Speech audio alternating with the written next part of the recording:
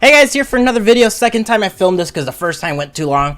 This video idea came from someone named Registered User, and they're like, why don't you talk about like the girls that, that hate mail that you get?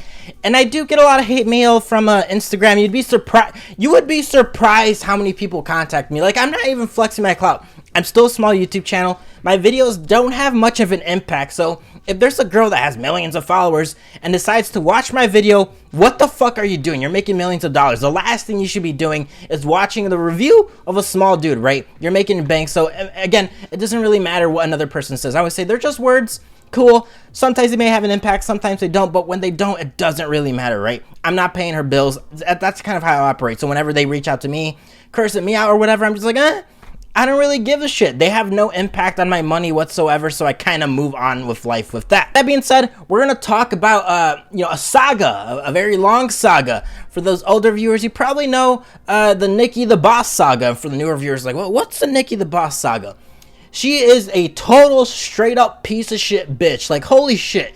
This motherfucker took it to the extreme because I made a video on her. Now, I get it. Some of my videos may be a little harsh, but again, it doesn't really matter when you're making millions of dollars, right? It's like, okay, cool. Some dude talks shit. Gonna keep moving on of life. Doesn't really matter in the grand scope of things. But a lot of these girls aren't used to having someone be not a simp towards them, right? Majority of them are like, oh shit, your OnlyFans changed my life. It's made me better. And for me, when people say that, I'm like, I'm a little skeptical. Because OnlyFans shouldn't really change your life that much. I get it. If I am making OnlyFans and I'm making millions of dollars, it changes my life. But for others, it's like, I don't know about that. Think about it like this, right?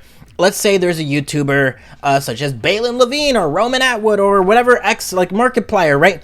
They have comedy, they have a distraction, they kind of give you hope in life, right? It's like, oh shit, I can do this. Or when you watch a YouTuber go from zero to like very successful, it's like, wow, this person did it, I can be successful too. It kind of gives you motivation. Shout out to Andrew Tate, same thing. I know a lot of people hate him, but he gives a lot of motivation, right? Kind of gives you hope, like, oh wow, this dude is like saying the truth. This guy started from nothing and worked his way up. So that provides hope and is life-changing. OnlyFans, it's just nut material, right? You're depressed, you jack off, you get your nut off, and you're still going to be depressed afterwards. Sure, you might like feel a little bit a certain way. Please don't do that. OnlyFans is just a business. The girl you're talking to doesn't really give a shit about you. Think about it like that. If they really did give a shit about you, they would probably do things with you outside of OnlyFans, right? It doesn't really make sense that you're like, they only have that interaction OnlyFans. But I totally get it if some people are fine with that little interaction within that bubble. But again, I would never say OnlyFans is life-changing by any sort. Now, sorry for that tangent, but let's get back to Nikki The Boss. So, made a video on her a long time ago. Got 21,000 views, cool.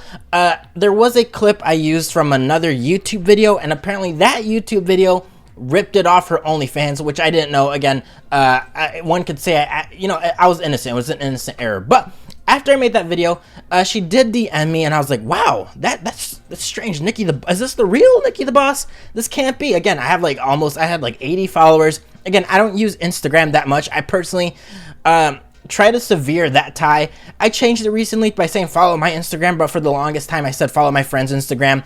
Why I did that? Again, it was about like a year and a half ago. I'm not too sure why, but the fact that I said it was my Instagram gave it like a tunnel for these girls I reviewed to reach out to me. Hey, just try to block me, take my channel down.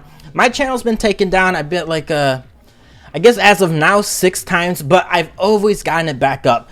First time, extremely stressful. It's kind of like that whole YouTube era, right? Like, oh wow, you get your channel taken down. There's no way to communicate with YouTube.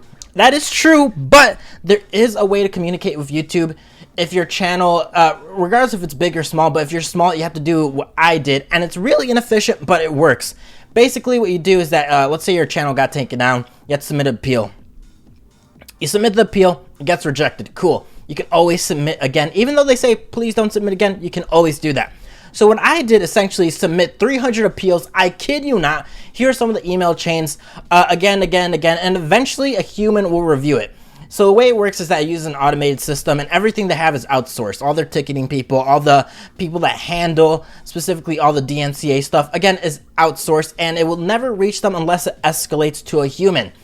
It will escalate to a human if it is appealed enough. Again, it took me 300 times like the first time and eventually got a human. I was not smart. I was like, okay, cool. Channel got taken down. I'll never get taken down again. Gets taken down again a couple weeks later. Again, do the same process. I think I did it 400 times the second time. Eventually got to a human. Didn't learn my lesson. Then the third time when it happened, again, did it like 200, 300, 400-ish times. I don't even remember. It was a lot of times. It was multiple weeks of just appealing. I eventually got in contact with a person again. This time I learned my lesson. I was like, how can I prevent this? This just keeps happening. It doesn't make any sense. I'm not really violating any rules.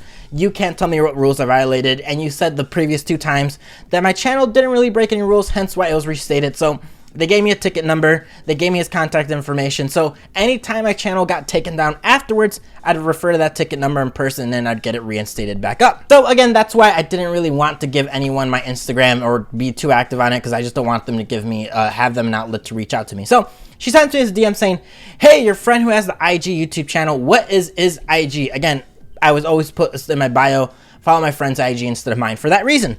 I'm going to get this whole channel taken down. Matter of fact, I will be sending every girl he made a review of so they can mass report his YouTube page. My DMCA is on it right now to remove his video off YouTube. He has 24 to 48 hours to delete the video before it gets removed. Just letting you know. Still not removed, bitch. Suck it. I'm still, bigger and badder than ever, so to say. Blacker than ever. But again, she did DM me. I was like, this can't be the real one. It was the real one. As of now, she does have me blocked. I thought she got rid of her Instagram. I log into like another Instagram, like, oh, wow. This bitch actually blocked me. It's kind of funny. But essentially what happened after that is that some YouTube dude or DMCA dude, I don't think he's a DMCA dude because I'll explain it soon. He reaches out to me saying, hey, here's your personal info. I have to fill out my personal info when I'm doing YouTube stuff. It's just very fucking annoying. If someone strikes you or it's going to sue you, they don't have to provide their personal info, but you have to provide your personal info. So I'm just like, oh, okay. Not everything, but just basic stuff like name, address, phone number. But again, you can use, I had an alternate number. So I was like, okay, my personal number has, everything linked to my life basically, but I have an alternate number, aka Google number. So I gave them that. This dude named Abel Cuervo reaches out to me, or Cuervo Delgado. And I'm like, who the fuck is this guy?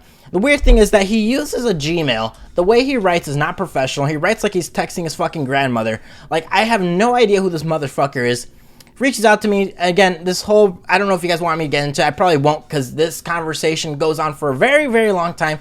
Essentially, I ask, who the fuck is he? Give me your information. He gives me his business card, which looks fake as fuck. Olympus Management Business DMCA Auditors.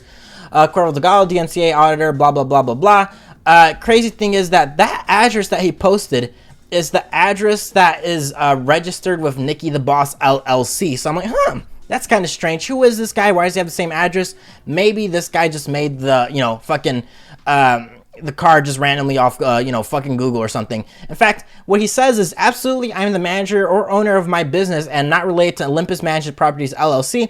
They work with real estate people in particular. Again, the way he texts is very weird. He texts like a fucking kid. We are just branching off their name, opening another branch, still working to finishing establishing all licensing and rights. We will link my information and online business contact info. If you need to ask me any questions, call me. The information is attached. Please be on the lookout for any emails from YouTube or any of my employees. Now, funny thing is that there is an Olympus Property Management. So what I did, I was like, that's kind of strange. He's saying that there is some association, but there isn't. I end up calling actually Olympus Property Management. Just call the customer service. Hey, do you guys know anyone named Cuervo Delgado? He manages a porn star. Literally, I say that. And it shocked them. They're like, no, that's kind of strange. We don't associate, our business doesn't associate anything with porn. We're just a management, property management company. We don't know who you're talking about. So as soon as I heard that, I'm like, oh, this guy's bullshitting me. He's just all bullshit. Again, I'm not saying they can't sue me or they can't sue me. But again, what he's saying isn't really credible. The way he types is not really credible. Everything about him doesn't seem too credible. But again, there is a Nikki The Boss LLC, Nicola Polito. Again, this is all public information that was given to me. That being said, one thing goes to another. Cool, I end up losing some money. Whatever, I don't give a shit. Take the L. I learned my lesson. Basically, what I did wrong is I used the YouTube video that did rip off her OnlyFans, which I didn't know. But again, I learned my lesson. Take the L. I know what fair use is now. I'm really good with it now. My channel is still up and running, so we're doing Gucci with that. A couple months later, I'm like, you know what? Fuck this bitch. I know what I can do. I know what's fair use. Let's make another video on her. Because I know how mad she is. This bitch was so mad. Like, holy shit. This is what happens when your life is filled with yes man and people that just constantly blow up your ego. You're delusional, right? Anyone talks shit, you try to take them down essentially. But again, free speech is a thing. People get, I get so much hate off my YouTube comments. I wouldn't say everyone, but there is a good amount of hate. I don't really care. They don't pay my bills. At the end of the day, it's just interaction and engagement for me. That being said, I did make another video, and I'm like, you know what? Let's just use statistics. Let's not, use anything that rips off her OnlyFans. That's completely fine. I end up doing that, and, I completely shredded her to bits, right? I highly suggest watching this video. I objectively proved that her OnlyFans is trash, still is trash. She has a hypebeast skinny boyfriend. Like, I can't imagine being him. Like, she is sponsoring this, like, hypebeast life. Like, it's just so weird. I don't know. Her life and relationship is fucking weird. But again, I make that video. I think it's a pretty good video. Definitely watch it. 17,000 views. And then I get reached out again by this motherfucker, Cuervo Delgado, saying that he's going to take me out of my video, blah, blah, blah, blah, blah. If you guys ever want me to go to specifics, I'll do that. But I'll just show some screenshots of the conversation. Because, again, very long conversation. But I end up not taking it down. Because in the end, I did end up contacting YouTube saying, hey, look at what this person's saying. Look at what Nikki The Boss said. She's going to false report me. She's going to mass report me. This is harassment. This is against a YouTube TOS. Is this allowed? If it does happen, can I get some protection? YouTube basically sided me with that, with the rep I'm with. And he's like, listen, if your channel's going to get taken down, we'll work with you to reinstate it. So that's what that happened. So again, I'm not getting into too many specifics because it would be a very, very long video, like 30 or 40 minute video if I went through every single thing that happened. But essentially, story is, made a YouTube video, Nikki The Boss. She hated it. She hated me. She reached out to me. They tried to sue me, lost some money here and there, whatever. Took the L, made another video. They tried to take it down again. Again, I'm protected. I know what I can and can't do. And as of now, it's still up. So, shout out to Nikki The Boss. She still has me blocked up to this day. Again, I never reached out to her in Instagram. I saw her message. I personally try not to fight with these Instagram models because I get so many hate DMs, which I completely understand because, again, they have yes man. They're delusional. Women think with their emotions. They're pretty stupid in general. Shout out to Andrew Tate. We hate women. No, I'm joking. I love women. I always love the joke he says. I love women. In fact, 100% of the people I've had sex with are women. I totally sympathize with that. So overall, different type of video, story time. If you guys want, again, first time I do this, but if you guys want me to get into specifics, I can with her or even other, again, there's so many situations of these girls reaching out to me, and you would be surprised that they would reach out to an account that has, less than 200 followers on Instagram. Again, it just shows how delusional they are. So thanks guys for watching this video. I don't know if it sucked or not. There was no script. I didn't think about this, all this off the cuff. I only said, I think what I can say, I don't want to release any too much personal info about her. But again, everything I've said, I think is pretty safe, so to say. So I do appreciate you guys watching this video. Hopefully I get my credit card. I think get it by tomorrow or Monday. So shout out to fucking Chase. Please leave a comment below. Maybe I'll do this again. Maybe I won't. Again, this is just a completely different video and it may be a shitty video. So please hit that like button. Please hit that sub button or I will kill myself. Later.